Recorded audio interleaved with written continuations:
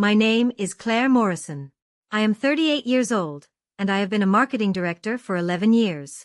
I built my career on understanding audiences, crafting messages, controlling narratives. I knew how to make people see what I wanted them to see. I knew how to spin stories. I knew how to manage perceptions. But I never thought I would have to use those skills against my own family. I have one daughter. Her name is Maya, and she is 17 years old. I did not give birth to her. I adopted her when she was 6. She has dark eyes, a careful smile, and a way of watching people before she speaks, like she is always calculating whether it is safe to take up space. I see her do it and my heart breaks every single time because I know exactly why she does it. She learned it before I ever met her. She learned it in a system that taught her she was disposable. And then she learned it again from my family. Maya came to me through foster care. Her biological mother had addiction issues. Her father was never in the picture. She was in 3 different homes before she was 5. Then she came to me as a foster placement, and within 6 months, I knew I could not let her go. I started the adoption process immediately. It took 2 years. 2 years of paperwork, home visits, court dates, and endless waiting.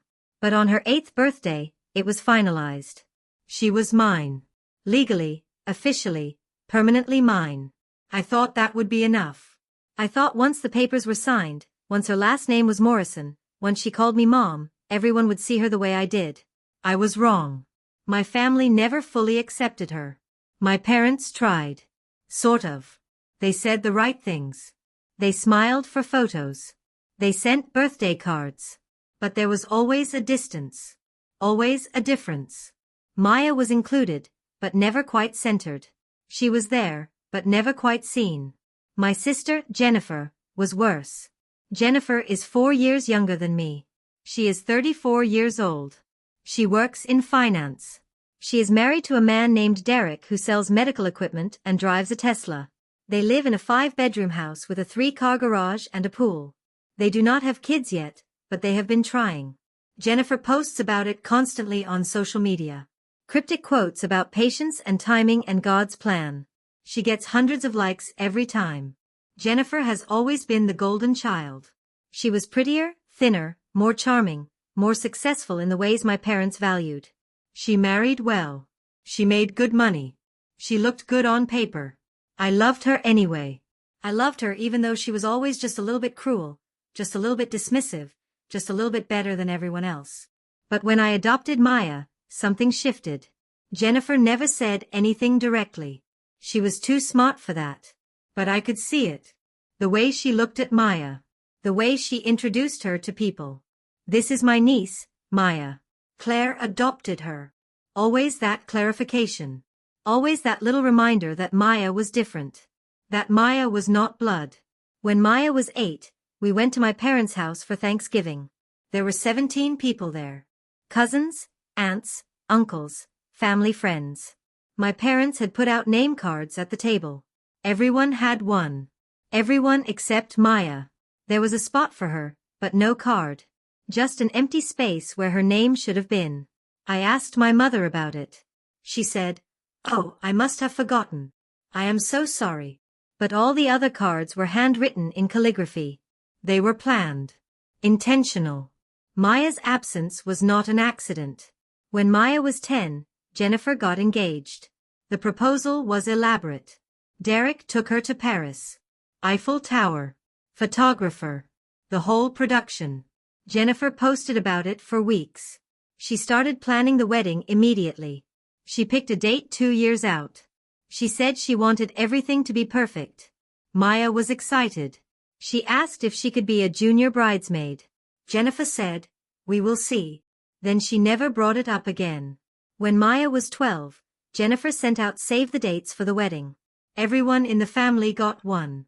Aunts, uncles, cousins, second cousins, family friends. Maya did not get one. I called Jennifer. "Did you send Maya a save the date?" "Oh, I meant to talk to you about that." "About what?" "The wedding is adults only. We decided we do not want kids there. It is going to be a late night, lots of drinking, you know. We want it to be elegant. Maya is 12. She is not a kid." She is not an adult either. So she is not invited? Not to the ceremony or reception, no. But maybe she can come to the rehearsal dinner. We will see. Jennifer, she is your niece. I know. And I love her. But this is my wedding. I get to decide who comes. I wanted to argue. I wanted to fight. But I did not. I just said okay and hung up. I told Maya that the wedding was adults only. She said, "That is okay, Mom." I understand. But I saw the way her face fell. I saw the way she tried to hide it. The wedding was in June. It was huge. 250 people. There were kids there. My cousin's kids. Jennifer's friends' kids. Teenagers, toddlers, even a baby. But not Maya. I went to the wedding alone. I sat through the ceremony. I sat through the reception. I watched Jennifer dance with my father. I watched her cut the cake with Derek. I watched everyone celebrate and toast and laugh. And I thought about Maya sitting at home with a babysitter, watching movies, pretending she did not care. When I got home that night, she was still awake. She asked how it was. I said it was nice. She asked if there were any kids there. I hesitated. Then I said yes. She nodded. She did not say anything else. She just went to bed. That was 5 years ago. I told myself it was just one event. Just one day. That it did not matter in the long run. But it did matter. It mattered to Maya. And it should have mattered to me. Then this year happened. This past April, my parents hosted Easter dinner. 23 people. Big family gathering. Everyone was there. Aunts, uncles, cousins, Jennifer and Derek, the whole extended family. Maya and I showed up together. We brought a dessert. We were smiling. We thought it would be a nice day. We sat down at the table. My mother had set up 2 tables. One big table in the dining room for the adults. One smaller table in the kitchen for the kids. There were 4 kids there. Ages 6, 8, 9, and 11. My mother looked at Maya and said, "Sweetie, you can sit in the kitchen with the little ones." Maya looked at me. She is 17. She is a senior in high school. She is applying to colleges. She is not a little kid. Mom, Maya is 17. She can sit with the adults. There is not enough room at the big table. She will be more comfortable with the kids. She is not a kid. Claire, do not make this difficult. Just let her sit in the kitchen. Maya stood up. She smiled. She said, "It is fine, Mom. I will sit in the kitchen." I wanted to argue. I wanted to make a scene. But I did not. I just let her go. I sat down at the adult table. I ate my food. I made small talk. And I hated myself the entire time. After dinner, I went into the kitchen to check on Maya. She was sitting by herself. The other kids had finished eating and run off to play. She was still at the table, picking at her dessert, staring at her phone. "You okay?" She looked up. She smiled. That careful smile. "Yeah, I am fine. You did not have to sit in here. I know. It is okay." But it was not okay. And we both knew it. 2 weeks later, Jennifer called me. She said she wanted to have lunch. Just the 2 of us. Sister time. I said okay. We met at a restaurant downtown.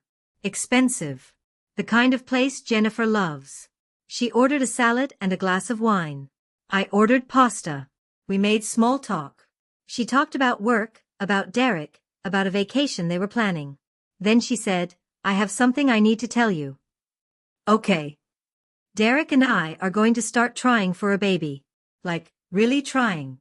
IVF if we have to. That is great, Jen. I am happy for you. Thanks. I am excited. Nervous, but excited. She paused. Then she said, "I have been thinking a lot about family lately. About what it means. About what I want from my kids." Okay. And I just want you to know that even though Maya is adopted, I still see her as family. I do. I just think it is different, you know? Like she is family, but she is not blood. And that matters. It just does. I stared at her. What are you saying? I am just saying that when I have kids, they are going to be blood. They are going to be part of this family in a way that is just different.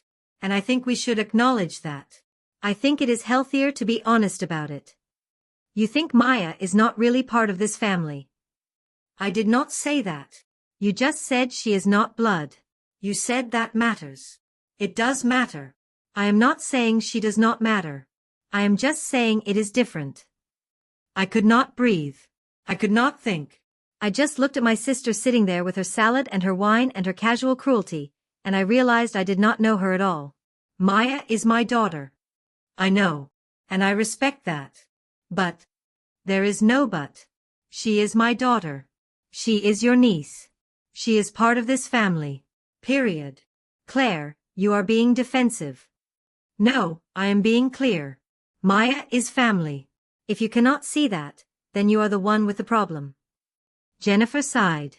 I knew you would react like this. You always do. You get so emotional about her. I get emotional about my daughter. Yes. She is not really your daughter though. Not in the way that matters. I stood up. I grabbed my purse. I said, we are done here. Claire, do not be dramatic. I am not being dramatic. I am leaving. And I am done pretending that you care about Maya. Because you do not. You never have. I walked out. I sat in my car for 20 minutes. I cried. Then I drove home. I did not tell Maya about the conversation. I did not want her to know what Jennifer had said. I just tried to move on. Tried to pretend it did not happen. Tried to protect Maya from the truth. But then Thanksgiving came. Thanksgiving this year was at my parents' house. Same as always. Big family gathering. Same people. Same setup. Maya and I went together. We brought sweet potato casserole. We were trying to have a good attitude. We walked in. Everyone was already there. Jennifer and Derek. My parents. My aunts and uncles.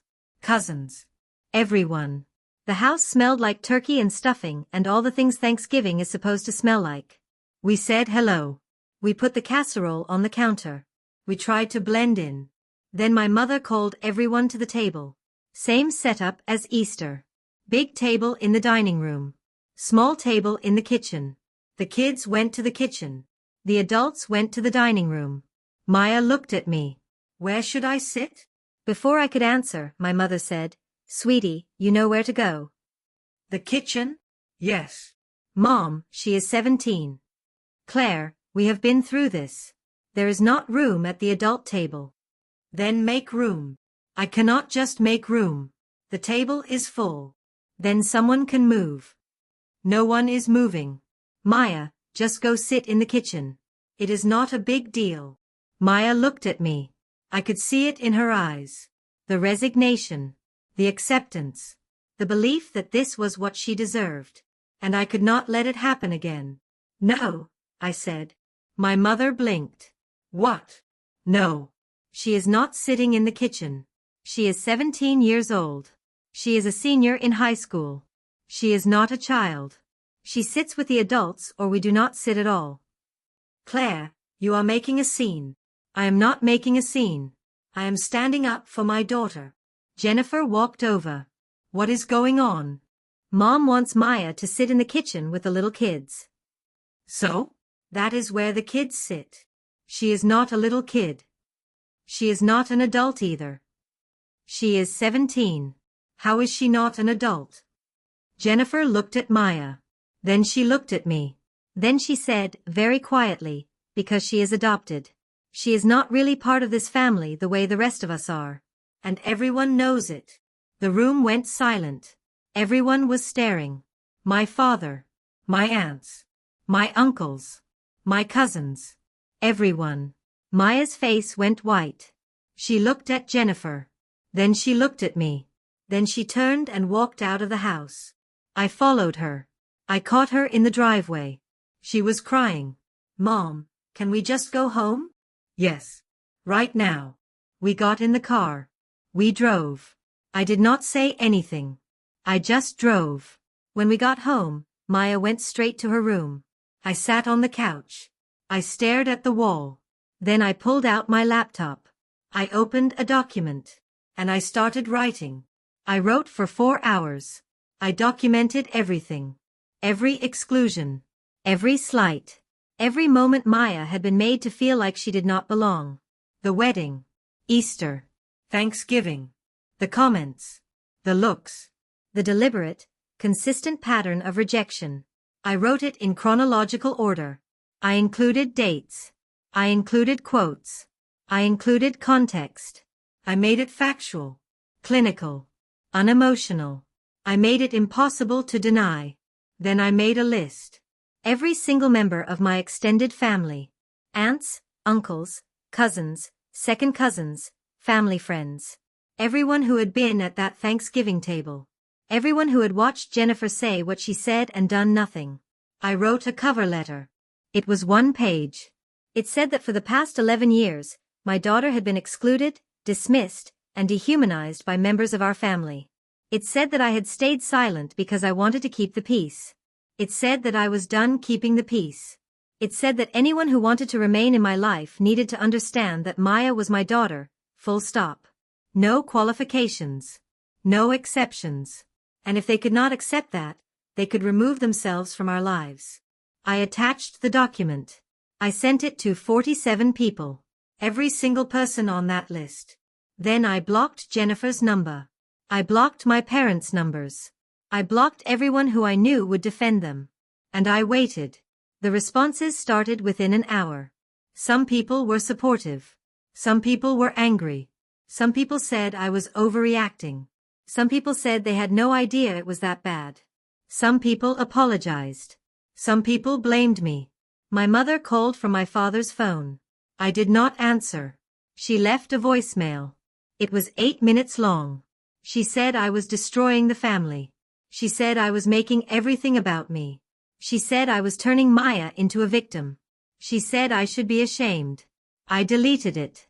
Jennifer sent an email. It was 3 paragraphs. It said I had twisted her words. It said she had never meant to hurt anyone. It said I was being vindictive. It said she would never forgive me. I did not respond. My Aunt Linda called. She said she supported me. She said she had noticed the pattern. She said she was sorry she had not said anything sooner. She said she wanted to stay in touch with Maya and me. She said she was done with family events if my parents and Jennifer were going to be there. I thanked her. Over the next week, 12 people reached out to say they supported me. 11 people cut contact. 6 people said they needed time to think. The rest said nothing. I did not care. I had said what I needed to say. I had protected my daughter. I had drawn the line. 2 weeks later, it was the first week of December. I decided to host Christmas. My own Christmas. My own terms. I sent out invitations. Not to everyone. Just to the people who had supported Maya. The people who had reached out. The people who had proven they saw her as family. 47 people RSVP'd yes. I rented a space. I hired a caterer. I bought decorations. I made it beautiful. I made it warm. I made it everything a family gathering should be. On Christmas Eve, we had the party. 47 people showed up. Aunts, uncles, cousins, friends, co-workers, neighbors. People who loved Maya. People who saw her. People who chose her. Maya wore a red dress. She smiled. She laughed. She did not apologize for existing. She did not calculate whether it was safe to take up space. She just existed. Fully. Freely. At one point, she found me in the kitchen. She hugged me. She said, "Thank you." For what? For this. For all of it. For choosing me. I held her tight. I said, "I will always choose you. I know." And she did know. For the first time in her life, she knew. The next day, Christmas morning, my phone rang. It was my mother. I did not answer. She left a voicemail. She said they had spent Christmas alone. Just her and my father. She said it was the worst Christmas of her life. She said I had ruined everything. She said I should call her back so we could fix this. I did not call back. Jennifer sent a text from Derek's phone. It said, "I hope you are happy. You got what you wanted. You destroyed this family." I blocked the number. 3 weeks later, My cousin Emily called me. She said she had been at my parents' house for a visit. She said my parents looked terrible. She said they were depressed. She said they kept talking about how I had abandoned them. She said they did not understand why I was doing this. I said, did they mention Maya? What do you mean? Did they mention what Jennifer said to her? Did they mention how they have treated her for the past 11 years? They said you were overreacting. They said it was one comment. It was not one comment. It was 11 years of comments. 11 years of exclusions. 11 years of making her feel like she did not belong. And they chose to do nothing. Emily was quiet. Then she said, I believe you. Thank you. But they are still your parents. And Maya is still my daughter. And she comes first. I understand. Do you? I think so. I hope so. That was the last time I spoke to anyone from that side of the family. That was 4 months ago. My parents still live in their house. They still see Jennifer. They still host small gatherings. But most of the family does not come anymore. Some people sided with me. Some people do not want to choose sides. Some people just drifted away. Jennifer and Derek are still trying to have a baby. She posts about it less now. Her social media is quieter. She does not get as many likes anymore. I do not know if they miss me. I do not know if they regret what they did. I do not know if they understand. And I do not care. Because Maya is thriving. She is 17. She is a senior in high school. She has a 4.0 grade point average. She got into 3 colleges already. She wants to study psychology. She wants to help kids in foster care. She wants to make sure no one else feels the way she felt. She is confident. She is strong. She is whole. She knows who she is. She knows she is loved.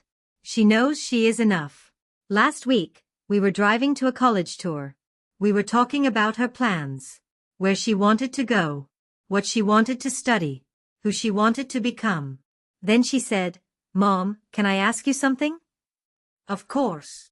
Do you ever regret adopting me? I pulled the car over. I turned to look at her. Why would you ask that? Because your family fell apart because of me. Because you lost your parents and your sister because of me. Because everything changed because of me. Maya, look at me.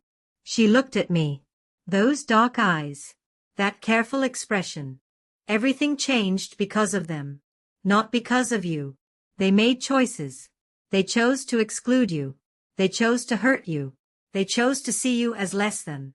I did not lose them. They lost me. And they lost you. And that is their loss. Not ours. But do you regret it? No. Not for 1 second. You are the best thing that ever happened to me. You are my daughter. You are my family. And I would choose you over anyone, anywhere, every single time. She started crying. I pulled her close. I held her. And I meant every word. Because at the end of the day, family is not about blood. It is not about biology. It is not about who you are related to by accident. Family is about who chooses you. Family is about who shows up. Family is about who fights for you when everyone else walks away. Jennifer said Maya was not blood. She said Maya did not really count. She said Maya was not really family. She was wrong. Maya is my family. She is my daughter. She is my whole world. And anyone who cannot see that does not deserve to be in our lives. I do not regret the choice I made. I do not regret the relationships I lost. I do not regret the Christmas I hosted or the document I sent or the lines I drew. Because I look at Maya now, and I see a girl who knows she is loved. A girl who knows she is wanted. A girl who knows she is worth fighting for. And that is worth everything. So, what do you think? Did I go too far, or just far enough? Let me know in the comments below. And if you want more stories about mothers who chose their children over toxic families, do not forget to subscribe and hit that bell icon. I've got 2 more stories queued up for you, both about the moment we realized protecting our kids means walking away from the people who were supposed to love them. Click on whichever one calls to you. Until next time, remember, family is about who shows up, not who shows up in your DNA.